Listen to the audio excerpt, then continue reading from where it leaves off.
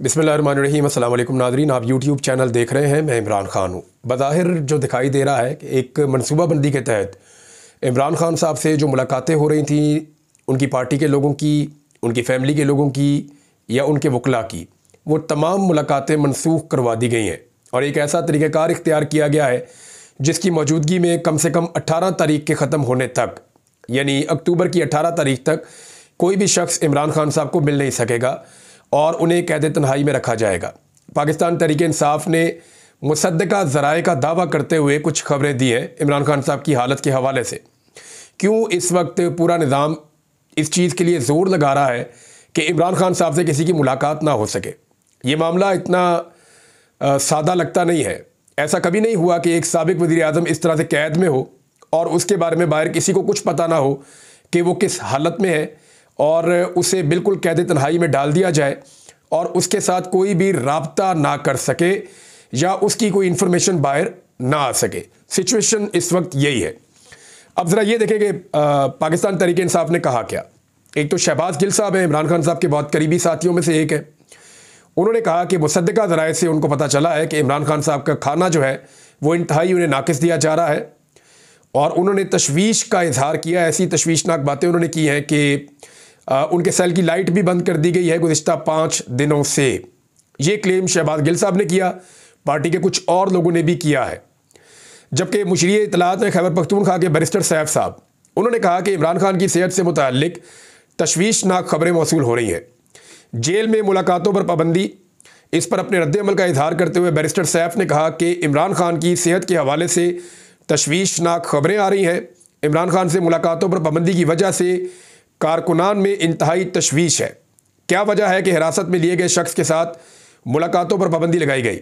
हमारे रेस्क्यू और पुलिस एहलकारों को भी गैर कानूनी तौर पर हिरासत में रखा गया है और साथ उन्होंने ये भी कहा कि खैबर पख्तूनख्वा के लोग भी गिरफ्तार हुए, दीगर लोग भी गिरफ्तार हुए। लेकिन ये जो इमरान खान साहब का मामला है ना, ये बहुत अजीब है। देखिए, उनकी बहनें जो मुलाकातें करती थी या पैगाम लेकर आती थी वो भी अंदर, बुशरा बीबी वो भी अंदर, इमरान खान साहब वो ऑलरेडी अंदर हैं। अब इमरान खान साहब से मुलाकातों पर भी पाबंदी लग गई है। कोई उन्हें मिल नहीं सकता, कोई उनसे बात नहीं कर सकता। अब इसी बीच में एक और बहुत बड़ी डेवलपमेंट हुई है और वो डेवलपमेंट है इंतज़ार हुसैन पंजूथा साहब की लापता हो जाना। उनका इंतज़ार पंजूथा साहब वो शख्सियत है जो इमरान खान साहब के फोकल पर्सन है और ये जेल में इमरान खान साहब से रेगुलर मुलाकातें करते थे। अगर किसी शख्स की इमरान खान साहब से सबसे ज़्यादा मुलाकातें हैं या सबसे ज़्यादा टाइम उसने जेल में स्पेंड किया है तो वो इंतज़ार हुसैन पंजूथा है।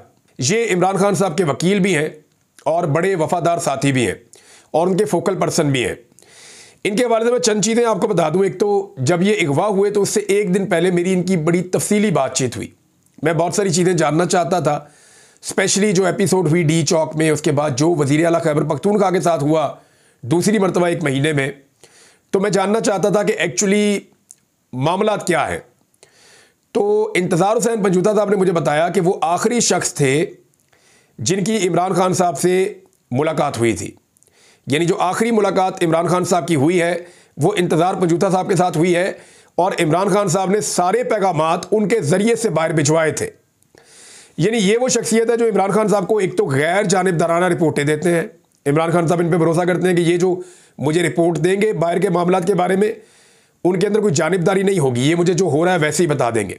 तो इंतज़ार पंजूथा साहब बाहर की चीज़ें इमरान खान साहब को बताते थे मेरी इन्फॉर्मेशन के मुताबिक, और वो बगैर तब्दीली के इमरान खान साहब का जो पैगाम होता था अंदर से वो एज इट इज़ पार्टी की क़यादत को भी दे देते थे और कारकुनों को भी पहुंचाने के लिए जो इमरान खान साहब कहते थे वो पहुंचा देते थे। तीसरा, इमरान खान साहब का इन पर बहुत भरोसा था और वो उनसे तमाम अहम तरीन चीज़ें शेयर करते थे। चौथा, एक और चीज़ याद रखें कि डी चौक का जो एहतजाज था 4 तारीख वाला, फिर जो मौजूदा सूरत हाल है इस वक्त पाकिस्तान में, फिर वज़ीर आला खैबर पख्तूनख्वा का 1 महीने में दूसरी मरतबा लापता हो जाना और फिर बाजियाब हो जाना, और खैबर पख्तूनख्वा के इलाके खैबर में पश्तून कौमी अदालत या जिरगा के ऊपर क्रैकडाउन हो जाना, आइनी तरमीम पर जो पेशरफ्त हो रही है, ये सूरत हाल, ये तमाम चीज़ें इमरान खान साहब तक इनकी डेवलपमेंट्स इंतज़ार हुसैन पंजूथा के ज़रिए पहुँचनी थी और इमरान खान साहब का जवाब जो है वो अवाम तक या लीडरशिप तक पहुँचना था। मगर इमरान खान साहब से इस दौरान में मुलाकातें बंद कर दी गई और फिर इंतज़ार पंजूथा साहब से जब मेरी बात हुई तो उन्होंने ये कहा कि हमने हाई कोर्ट से इसकी इजाज़त ले रखी है, हाई कोर्ट का फैसला मौजूद है, अगर ये रोकेंगे तो हम तौहीन अदालत की दरख्वास्त डालेंगे हाई कोर्ट में। तो जो दरख्वास्त डाली गई वो ऑटोमेटिकली तौहीन अदालत की उसी जज के पास जानी थी। तो समन रफ़त साहबा के पास ये दरख्वास्त चली गई और आज इसकी समाअत होनी थी। तो आज जो है वो नोटिस उन्होंने जारी कर दिए। इंतज़ार हुसैन पंजूथा साहब को कल शाम को लापता कर दिया गया। उनके भाई जो है नईम पंजूथा, उन्होंने इसके बारे में स्टेटमेंट भी जारी किया है कि उनके भाई को लापता कर दिया गया है और ये बड़ा जुल्म है, ज़्यादती है, उन्होंने वो सारी बात बताई। लेकिन जिस वकील ने ये कोशिश की कि इमरान खान साहब के साथ मुलाकात का रास्ता खुले, वो वकील भी इस वक्त लापता हो चुके हैं और उनका पता नहीं चल रहा। अच्छा, इनकी जो अगवा होने की एक पटिशन दायर की गई, हेबियस की गई, जनाब लापता हो गया बंदा, बाजियाब करवाया जाए, तो वो भी चीफ जस्टिस से Islamabad high court justice Aamir Farooq साहब के पास लग गई है। तो मैंने जब पाकिस्तान तहरीक इंसाफ के लोगों से और वकला से बात की तो उन्होंने कहा जी कि अब तो ये मामला ऐसा लगता है ठंडा हो जाएगा और काफ़ी टाइम गुजर जाएगा, क्योंकि आमिर फारूक साहब की अदालत में जब कोई केस लगता है तो हमें ज़रा उम्मीद कम हो जाती है कि बंदे की बाजियाबी इतने आराम से नहीं होगी। हाँ, अगर किसी दूसरे जज के पास लग जाए तो हम उम्मीद से रहते हैं कि शायद बाजियाबी जल्दी हो जाएगी। अब इन चीज़ों को आप देखें तो एक अजीब सी कैफियत है पाकिस्तान तहरीक इंसाफ में। वो जानना चाहते हैं कि जाना किस तरफ को है, करना क्या है। पार्टी में अलग अलग राय है। मुराद सईद साहब ये कह रहे हैं कि इमरान खान साहब ने कहा था कि एहतजाज जारी रहेगा और पूरे मुल्क के अंदर एहतजाज को वसी कर दिया जाएगा। अली अमीन गंडापुर साहब ने कहा जी मेरी तो ड्यूटी डी चौक तक पहुंचने की थी, मैंने पहुंचने का अपना फ़र्ज अदा कर दिया, फिर जो उनके साथ हुआ वो भी आपके सामने है। ये सारी चीज़ों को आप अगर इकट्ठा करके देखें तो इस वक्त बड़े फैसले अडियाला जेल के अंदर बैठे हुए कैदी नंबर 804 ने करना है, लेकिन कैदी नंबर 804 तक किसी की एक्सेस नहीं है। हम कोशिश कर रहे हैं कि अपने सोर्सेज से भी हम पता करें कि एक्चुअली इमरान खान साहब इस वक्त किस हालत में है। वाकई उनकी सेहत के हवाले से, जेल में उनके ऊपर सख्तियों के हवाले से जो इतलात हैं वो दुरुस्त हैं या गलत है। लेकिन खैबर पख्तूनख्वा की हुकूमत के जो तर्जुमान हैं बैरिस्टर सैफ, उन्होंने भी क्लेम किया कि इमरान खान साहब के हवाले से तशवीशनाक खबरें उन्हें मिल रही हैं।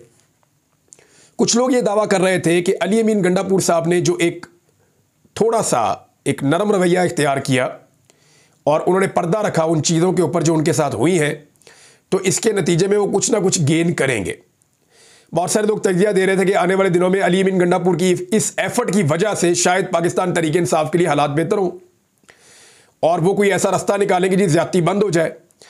लेकिन बुशरा बीबी का केस लगा हुआ था, तोशा खाना वाली ज़मानत लगी हुई थी, वहाँ पर FIA ने मज़ीद 7 दिन का टाइम मांग लिया।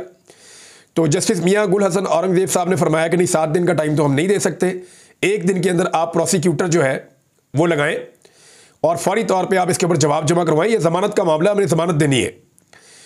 तो इसके बाद जो है वो अभी एक पता चला, थोड़ी देर पहले खबर आई है कि जस्टिस मियाँ गुल हसन औरंगज़ेब साहब की तबीयत ठीक नहीं है और कल जो समाअत होनी थी बुशरा बीबी की ज़मानत के हवाले से वो अब नहीं हो पाएगी। कोर्ट रिपोर्टर्स के बकौल 100% बुशरा बीबी की ज़मानत हो जाएगी और अब कोई कानूनी गुंजाइश नहीं बचती कि इस केस के अंदर उनको ज़मानत ना मिले।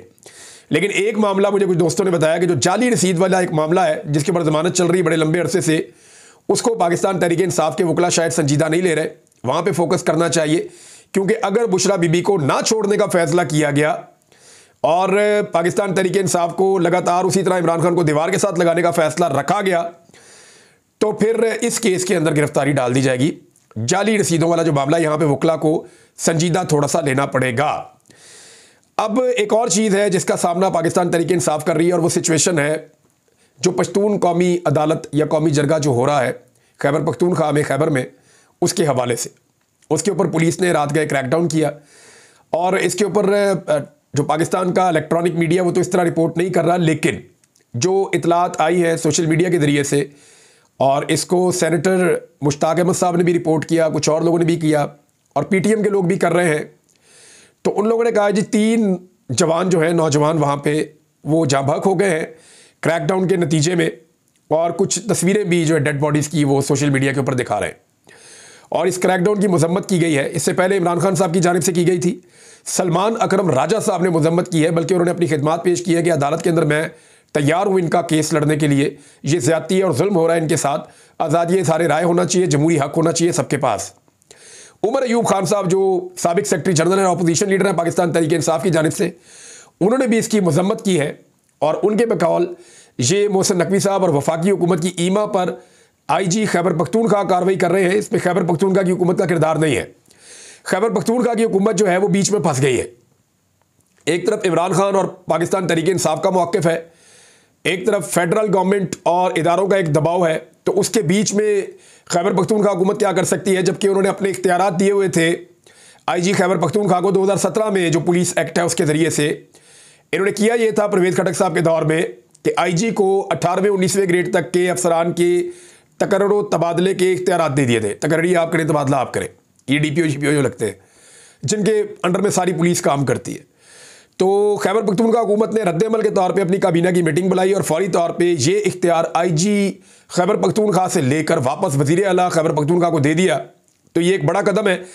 इससे वज़ीर आला खैबर पख्तूनख्वा जो है वो आईजी के मुकाबले में पुलिस को कंट्रोल करने में ज़्यादा खुद कफ़ील और ताकतवर हो जाएंगे, और वो वहाँ पे उन ऑफिसर्स को भेज सकते हैं जिनके बारे में उनकी ये राय है कि वो बेहतर काम करेंगे, जिनके बारे में उनकी ये राय है कि वो नहीं करेंगे जो खैबर पख्तूनख्वा की हुकूमत की पॉलिसी से जिस चीज़ का इख्तलाफ हो। अब अली अमीन गंडापुर साहब के ऊपर बहुत ज़्यादा दबाव है, क्योंकि पाकिस्तान तहरीक इंसाफ के वर्कर की ये ट्रेनिंग हुई है गुज़िश्ता 2.5 साल में कि जुल्म के ख़िलाफ़ बोलना है, जबर के ख़िलाफ़ बोलना है, आज़ादी इज़हार राय के लिए बोलना है, जमहूरी इक़दार के लिए बोलना है और रूल ऑफ लॉ के लिए जद्दोजहद करनी है। इमरान खान साहब यही कहते रहे ना गुज़िश्ता 2.5 साल में। तो तहरीक इंसाफ का कारकुन क्योंकि पढ़ा लिखा और बाशऊर कारकुन है, तो उसने इस सबक को अच्छी तरह याद कर लिया है। अब जब खैबर पख्तूनख्वा में सहाफ़ी को गिरफ्तार किया जाता है या क्रैकडाउन किया जाता है पश्तून कौमी जगह के लोगों पे, तो पाकिस्तान तहरीक इंसाफ के जो वर्कर्स हैं वो भी उसके ऊपर रद्दमल देते हैं, और रद्दमल देते हुए वो अपनी सूबाई हुकूमत से मुतालबा करते हैं कि कुछ भी करें, आप इस ऑपरेशन को रोकें और चीज़ें बातचीत के ज़रिए से होनी चाहिए, लोगों को उनके राइट्स मिलने चाहिए। दूसरी जानिब एक और बड़ी इंपॉर्टेंट खबर है, आईनी तरमीम को लेकर हुकूमत ने 15 तारीख तक अपने तमाम MNAs और सेनेटर्स को पाकिस्तान वापस बुला लिया है, ख़ास तौर पे पाकिस्तान पीपल्स पार्टी। इस मरतबा आईनी तरमीम को आसिफ अली जरदारी लीड कर रहे हैं, और जरदारी साहब जो है वो लीड ले रहे हैं। पहले PMLN ने कोशिश की थी, उसमें नाकामी हुई। फैसल वाडा ने बहुत डांटा उन्हें। फैसल वाडा जो है वो इदारों के बिहाफ पे डांट डपट भी करते हैं इस हुकूमत की। तो फैसल वाडा आपको पता है बहुत ताकतवर आदमी है। इसी तरह मोहसिन नकवी वो बहुत ताकतवर आदमी है। इसी तरह 2-4 और कैरेक्टर हैं, वो बड़े ताकतवर हैं, सियासतदानों से ज़्यादा ताकतवर हैं, वज़ीर आज़म और सदर से ज़्यादा ताकतवर हैं। तो उन्होंने काफ़ी डांटा इन्हें कि इनको कोई तमीज़ नहीं, इनको काम ही नहीं करना आता, निकम्मे हैं, नकट्टू हैं, नलायक हैं, बड़ा डांटा उन्हें।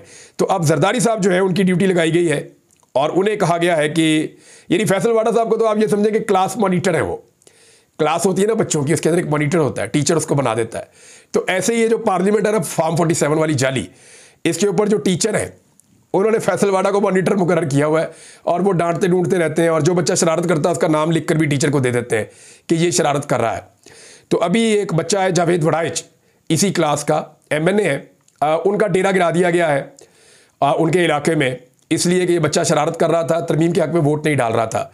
कई बच्चे जो हैं उनको सज़ा दी जाती है, कईयों को कान पकड़ाए जाते हैं, कई बच्चे जो हैं MNAs उनको अगवा करवा लिया जाता है, कई बच्चों के घर शिकायत लगाई जाती है, कई बच्चों के घर वालों को उठा लिया जाता है। तो जो क्लास मॉनिटर है वो लगातार शिकायतें लगाते रहते हैं, डांट डपट भी करते रहते हैं। बहरहाल आईनी तरमीम के लिए हुकूमत एक दफ़ा फिर कोशिश करेगी। अब मीडिया के अंदर खबरें लगाई जा रही है कि जी नंबर पूरे हो गए हैं, नंबर एक ही तरह पूरे हुए हैं। अब मैं आपको बता दूं नंबर पूरे कैसे हुए।